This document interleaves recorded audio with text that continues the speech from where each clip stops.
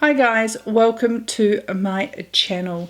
Today I thought I would just do a quick update of everything that's sort of happening in my cancer journey.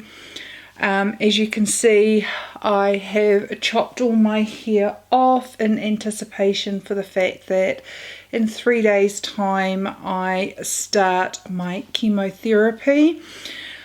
This video may or may not go up after I've started my chemo.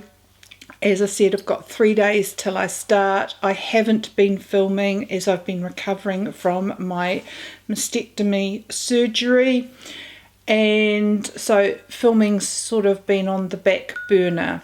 I'm going to try and make the most of the next 3 days while I'm feeling okay to try and film some videos and get those up for you. The hair I decided to chop off as I really felt, rather than having a shoulder length longish hair falling out from the chemo, it was going to be easier if my hair was a lot shorter. So that's what I've done. I have chopped it off. I have picked a couple of wigs. I did that about 2 weeks ago, and I ended up going back because I wasn't in the best frame of mind, and I sort of felt that the lady who was trying wigs for me had put me in wigs that I felt my age. I felt like I was in my mid-50s, and as much as it's a reality that I am, I didn't want to look old before my time, so I went back with, I did some research online and picked out some wigs that I thought I would like, and turns out that they were really nice on. So I have ordered a couple of wigs. I'm very fortunate here in New Zealand that we get a grant from the Ministry of Health for these sorts of things as a contribution towards headwear or wigs, and so I will get that once I've lost my hair. The lovely lady is going to fit those to my my scalp, so that's underway. And I have picked longer wigs because I do like my longish hair, although this is definitely different. It's been 25 years since I've had short hair, so something new and different. Okay, so what has been happening? It has been a blur of medical appointments. One day I left here at 8 AM in the morning and I didn't get home till 6 PM at night. I started out with an echocardiogram because every 12 weeks I have to have one of those as I'm going through chemo, just to check my heart is handling everything that's going on. I had a physio appointment. I had to go to breast care to have more fluid drained. I had my wig appointment and oncologist appointment all in one day, and it was super busy and quite overwhelming. A lot of the things that I have discovered on this journey are the things that I hadn't anticipated, to be fair. Yes, I knew I was going to have my boob gone. I mean, I was okay with that. I know there's prostheses. I can still look normal with wearing something under my clothes, and I could deal with that. The loss of hair, I can wear headwear, I can wear wigs. I was all set for that. These are the things that are obvious, and I thought I was prepared and ready for it.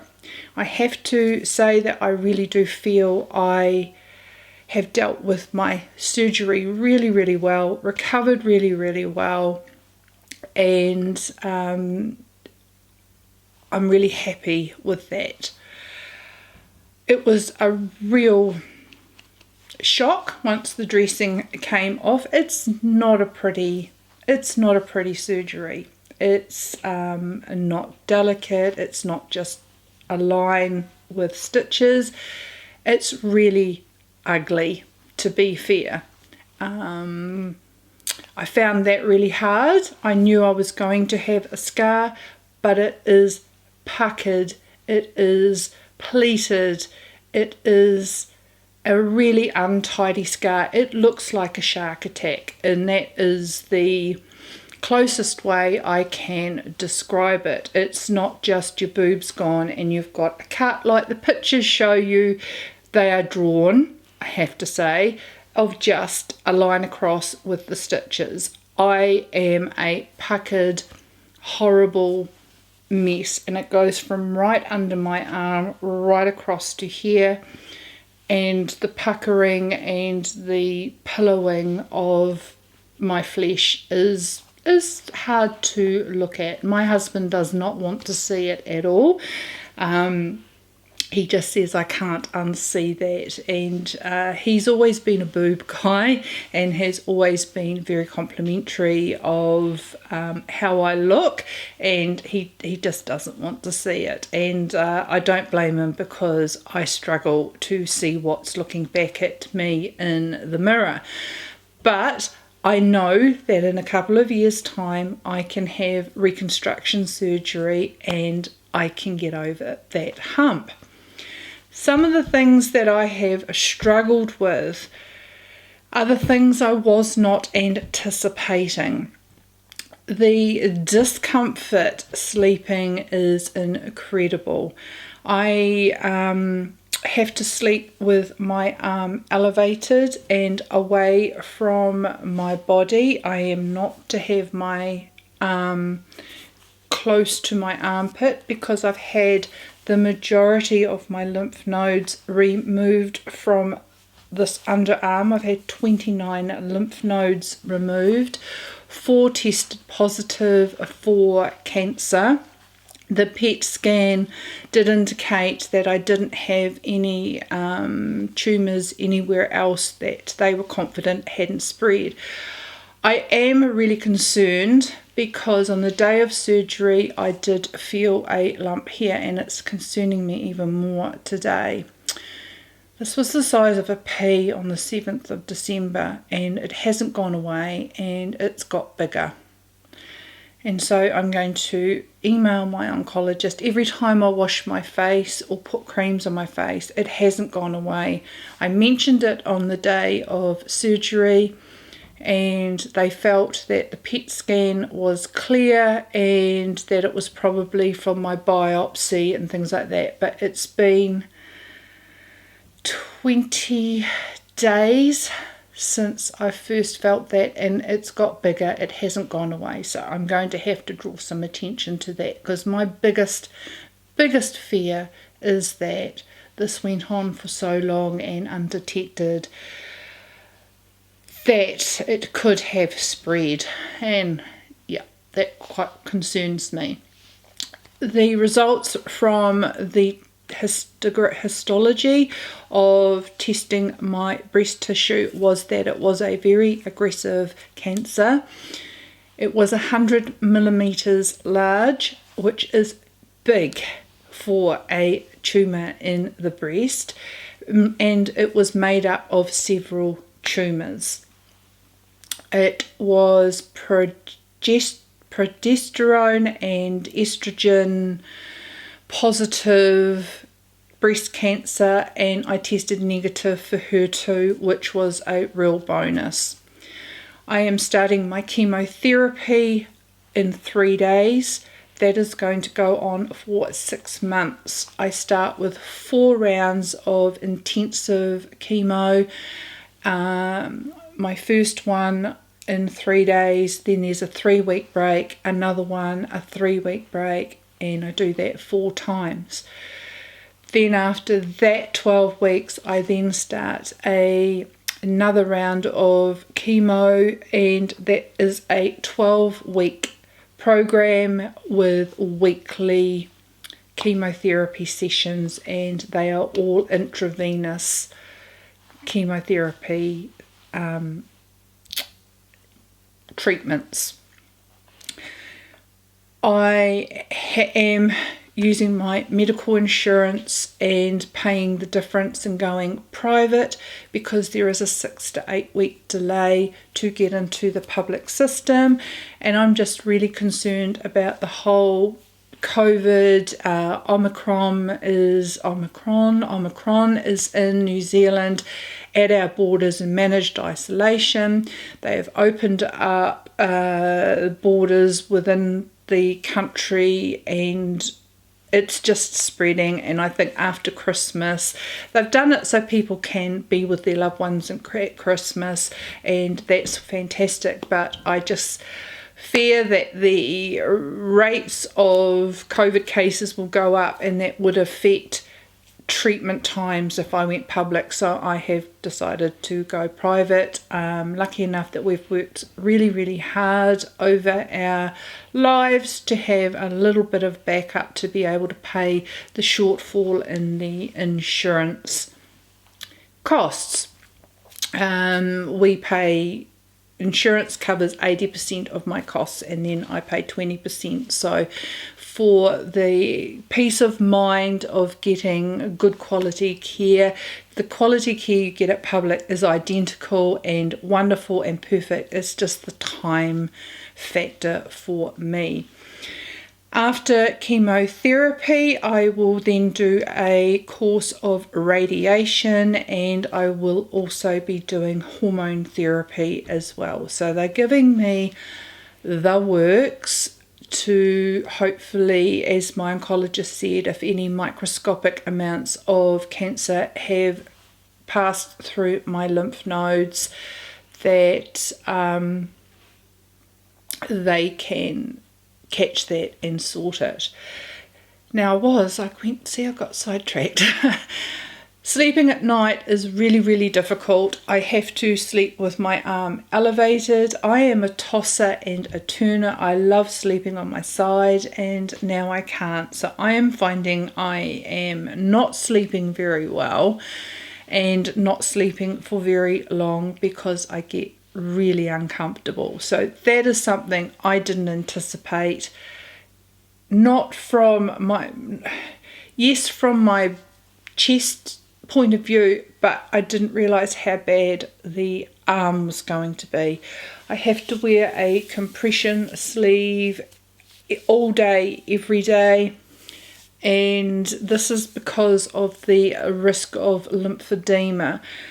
That has been a huge learning curve for me. You don't hear about it. I've never heard about it. From all the people I know that have had breast cancer, have never sort of discussed it. But the fact that my lymph nodes are not there anymore, I have the risk of everything just blowing up and just becoming really uncomfortable and sore. Not that it isn't now. My breast surgery, I found, was a doddle compared to what I am feeling with my arm.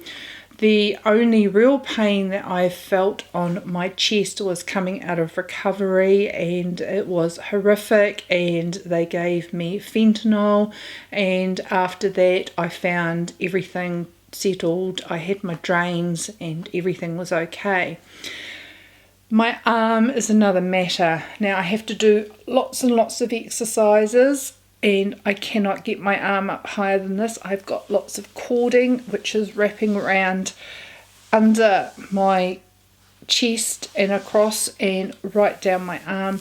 I am doing I have to do lymphatic massage twice a day, and the underarm massage in the armpit is extremely painful, and I did not anticipate that, but that is my biggest challenge at the moment, is the pain I feel in my underarm and trying to get movement back into my arm. But the physio I'm seeing is amazeballs, and I'm sure with me persevering with my exercises I will get there. But that's been my biggest challenge since surgery. I did not anticipate the pain and the rehab basically involved in losing my lymph nodes, and it's not a temporary measure. It's something I'm going to have to be conscious of forever going forward. The things I've learned about the risk of lymphedema and the fact that I have no lymph nodes now is I cannot put anything on this arm with preservatives, chemicals, so sunscreen's out on this arm. Even physical sunscreen I just have to wear a long sleeve. The compression sleeve is not sun protection, so I still have to wear long sleeves. On a day that we had recently of 31 degrees, it was horrific. I don't do heat very well, so it's all just a learning curve. I'm feeling really out of sorts with the things I never thought I would feel out of sorts with. Everything's lopsided and I'm just getting over that. I went and bought bras before surgery thinking I was doing the wrong thing. I went and bought lots of soft bras before surgery thinking I was doing the right thing, and when I went to the physio, she poo-pooed all of my purchases, which was a shame because I had been wearing them, and I've had to go and repurchase bras that don't have typical bra straps. So everything I've had to go and buy has to be these soft wide straps, including going down my back. The bras that I had purchased were like this at the front, but all had bra straps at the back. And my issue was round here, I've got lots of fluid and drainage that still has to happen, and she was really unhappy that anything cuts in. So I'm also wearing compression tops as well to try and add compression to this big lump of fluid and uncomfortableness under my right arm. So these are the sorts of things that I didn't anticipate, didn't even plan for, and have been the most challenging for me. Also, if I get an insect bite or a scratch or a graze, I'm to put tea tree oil on immediately, and I have to put antibiotic cream on and really take care to make sure it doesn't get infected, and if it does, I've got to get myself immediately to the doctor. I don't know if you can tell, but my right hand is slightly more swollen than my left hand. It's not by a lot, but I do need to keep an eye on that, and if I do see it swelling up, I need to do my lymphatic drainage. I do have to do lymphatic massage twice a day, morning and evening, and I have to keep my skin really well moisturized. I've been buying organic cream from the physio because I really am not sure what products I can use on my hand. It's got to be completely organic and completely natural with no preservatives, no nothing. So I keep the cream in the fridge. So it's a matter of tracking those down, and in the meantime I will just continue to buy the organic stuff that the physio has. The lymphatic drainage is something that I really wasn't aware of, but as a habit I am getting into, and I do it in the shower, and then at night I use the cream and massage and do all that in the evening before bed. It's just going to become a way of life and an added step to my routine.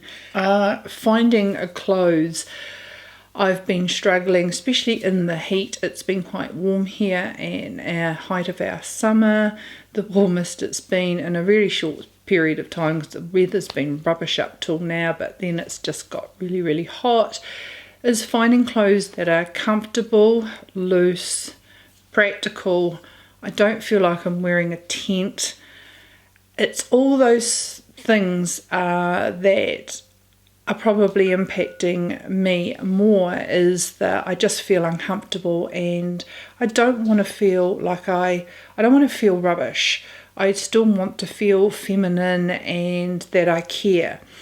My biggest issue I have with no lymph nodes is I'm not allowed to wear deodorant.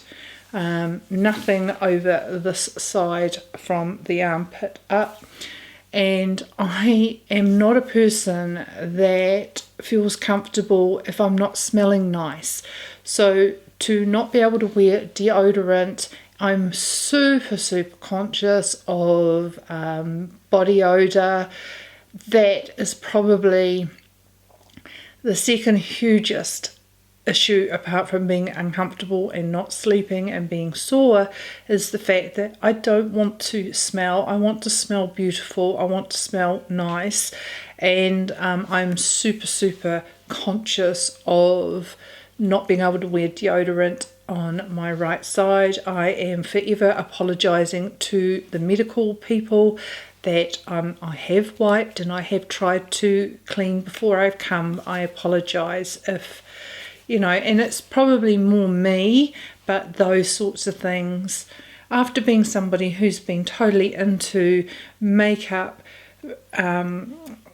always playing to look the best that I can, caring about my skincare and my body care and just my personal, I wouldn't say personal appearance, but just the way I put myself forward, that's huge for me.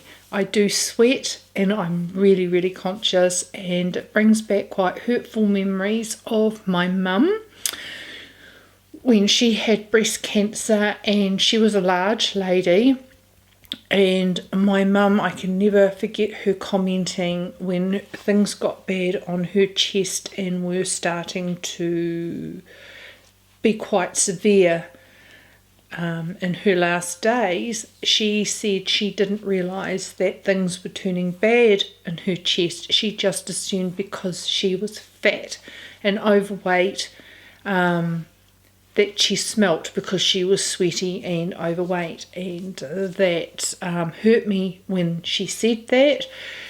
But man, I am understanding it so much more at the moment, because it is so not a nice thing to feel like you might stink and be offensive around other people. So I've struggled with that.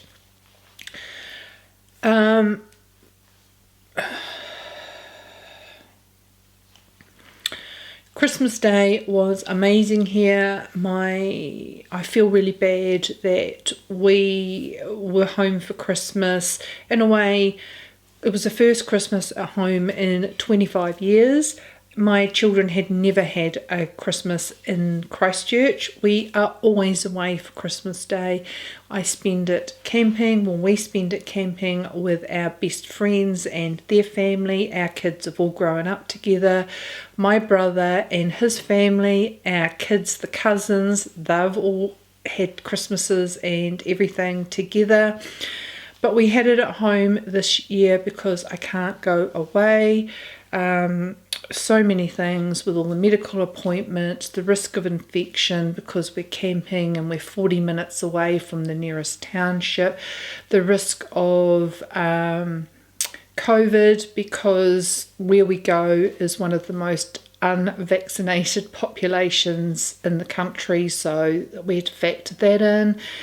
I really miss being with my friends and family on Christmas Day, but we had a beautiful Christmas Day here.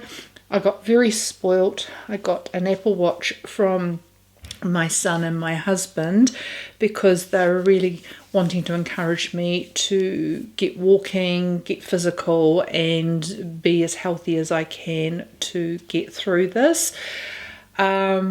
We had Andrew's dad over for Christmas Day. In years gone by, we always had Christmas with him because he used to go to our camping spot as well. But as he and his wife got older, of course, Andrew's mum has passed away. They stopped coming away to our holiday spot. So it was really nice to have him over for Christmas dinner, and he wasn't lonely and really enjoyed it. So that was our Christmas Day. And then on Boxing Day, our children got to travel up, and they are holidaying at the moment with our friends and family, and I feel so much better knowing that they are having a Christmas break.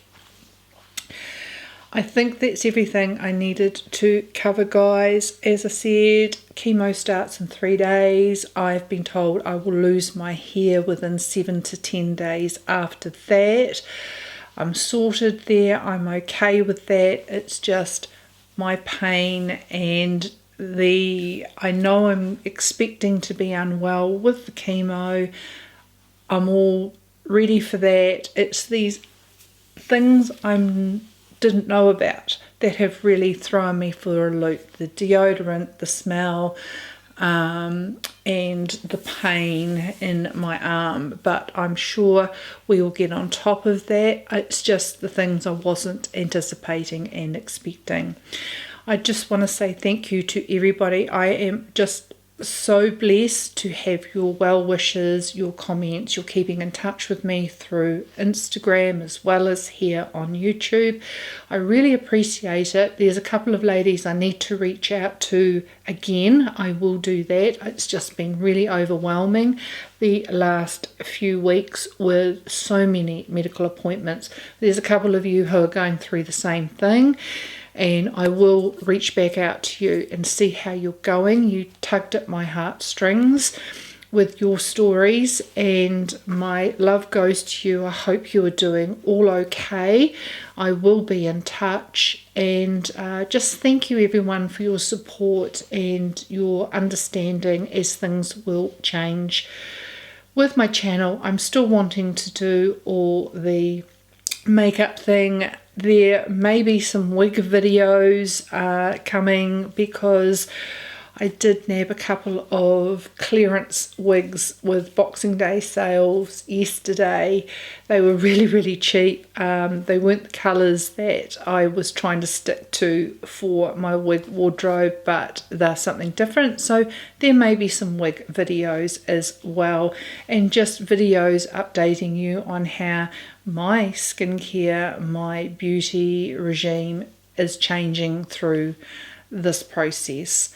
I love you all. I appreciate each and every one of you, and thank you again for your support. I will keep you updated. I'm going to keep you updated about this because this really is concerning me. So I'm going to have to go and email my oncologist as soon as I've wrapped this up. I appreciate you. Thank you for being there. I hope this has helped you with the update. My next update will be how I'm going with chemo, and it will be a more brief video, but it'll just be updating you on how I'm going. I hope you've all had a wonderful Christmas and enjoyed being with your loved ones during this special holiday festive season. Take care, and I look forward to seeing you in my next video. See you later, guys. Bye.